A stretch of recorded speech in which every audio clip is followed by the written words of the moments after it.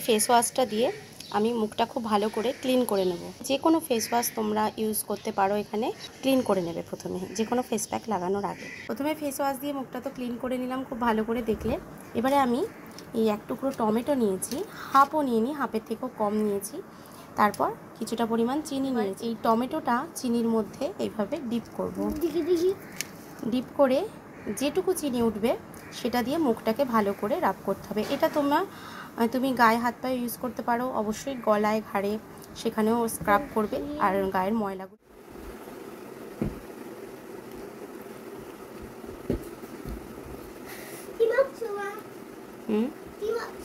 বললাম যে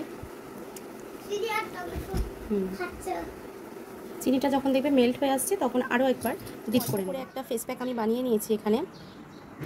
সেটা হলো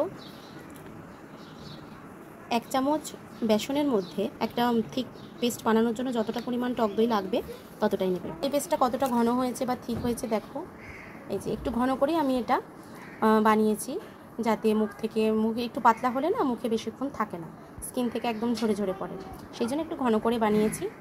আর এটা এখন আমি মেখে এই ধরো 4-5 মিনিট মতো ওয়েট করব, তারপরে ধুয়ে ফেলবো। আর যদি মনে হয় যে বেসনটা শুকিয়ে যাচ্ছে তোমাদের, তাহলে অতক্ষণ রাখারও দরকার নেই, 2-3 মিনিট রাখার পরেই ধুয়ে ফেলতে পারো নর্মাল জল দিয়ে। স্ক্রাবারের টাইম হচ্ছে 1 থেকে 2 মিনিট, বেশিক্ষণ স্কিনে ঘষবে না স্ক্রাবার।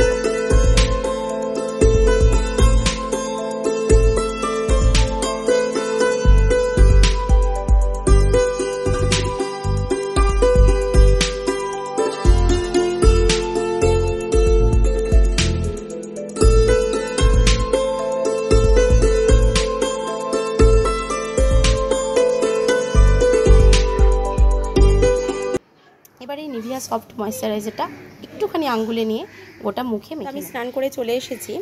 এবারে মুখটা কতটা ক্লিন হয়েছে দেখতে পাচ্ছ তোমরা নিজেরাই, অনেকটা ফ্রেশ লাগছে। তোমাদের স্ক্রাব করার পরেই মুখের স্কিনটা চেঞ্জ লাগবে। তারপরে আবার যদি একটা ফেস প্যাক মাখো, যে কোনো একটা হোমমেড ফেস প্যাক মাখো, তাহলে তো অবভিয়াসলি মুখটা গ্লো করবে বা স্কিনটা আরও চকচক করবে। এবারে আমি এই ময়েশ্চারাইজারটা নিয়ে নিয়েছি আঙ্গুলের ডগায়, এখানে সিঁদুর লেগে আছে, তো যাই হোক আঙ্গুলের ডগায় একটুখানি ময়েশ্চারাইজারটা নিয়ে নিয়েছি আমি এবারে গোটা মুখে মেখে নেব। আমি আরও একটুখানি নিয়ে নিচ্ছি এরকমই।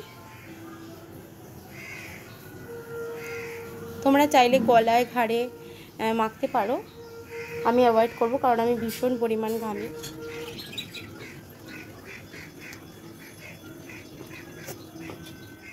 দেখো আমি কিন্তু কোনো ফিল্টার ইউজ করিনি বা কোনো রকম কিছু তোমার মেকআপ বা কিছুই ইউজ করিনি, জাস্ট স্কিনটা নর্মাল স্কিন টোন তোমাদের দেখাচ্ছি। দেখো মুখটা কতটা ক্লিন হয়েছে আর কতটা ফ্ললেস হয়েছে জিনিসটা। আমি এই ওয়ার্ডগুলো ইউজ করছি তোমাদের বোঝানোর জন্য, জাস্ট দেখেছো। স্নান করে এসেছি বলে এই জায়গাটা একটু ভেজা আছে মাথার, তো ওকে। তো এখানেই আমার ব্যস্ত আছে মনে হয়।